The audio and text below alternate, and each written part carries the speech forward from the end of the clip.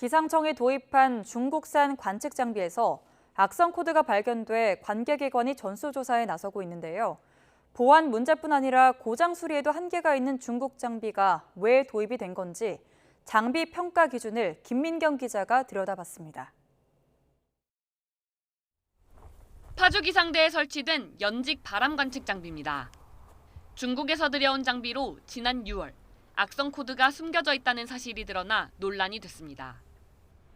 이 장비를 포함해 기상청이 보유한 중국산 장비는 총 52대, 자동 기상 관측 장비의 영상 감시 장비는 전부 중국산이고 연안 기상과 해양 안개 관측 장비의 영상 감시 장비도 중국산이 차지하는 비율이 높습니다. 중국산 관측 장비의 장점으로는 낮은 가격이 꼽힙니다. 기술 평가 항목은 비중이 더 높지만 내용이 형식적이라 입찰 기업 간에 큰 차이가 날 수 없습니다. 결국 비중은 낮은 가격 면에서 중국 업체가 우위에 설 수밖에 없다는 얘기입니다. 지금 무조건 우리가 경쟁 입찰을 해서 싼 게 비지떡인데 조달청에서는 일단은 성능 평가라든가 도입 금액에 대한 그 비교 절차만 하는 것이지 여기에 대해서 어떤 그 보안 검사를 한다거나 그런 규정이 없지 않습니까? 가격 경쟁력에서 밀리는 국내 장비 사업자들은 기상청 입찰을 엄두도 낼 수 없는 상황이 돼버렸습니다.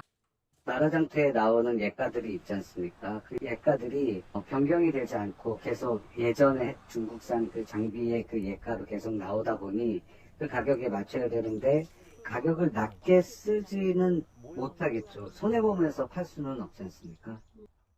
기상청은 중국 장비 도입 과정에서 보안을 강화하는 방안을 고려하고 있다고 밝혔습니다. 그 매뉴얼이나 이런 내부 구성품에 대한 것들에 대한 검수나 이런 때 보안 검사를 하지 않으면 앞으로는 더 큰일 나겠다는 생각을 가지고 있습니다. 여기 보안 당국이랑 같이 해서 저희가 제안서를 제출할 때부터 집어넣는 방법을.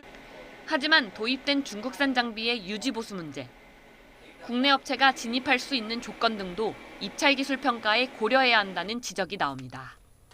저가를 무기로 중국산 장비가 국내 기상 장비 시장을 석권하면서 우리 기업의 설 자리는 없어졌습니다.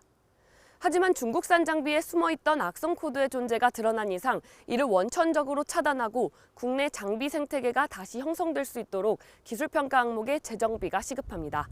YTN 김민경입니다.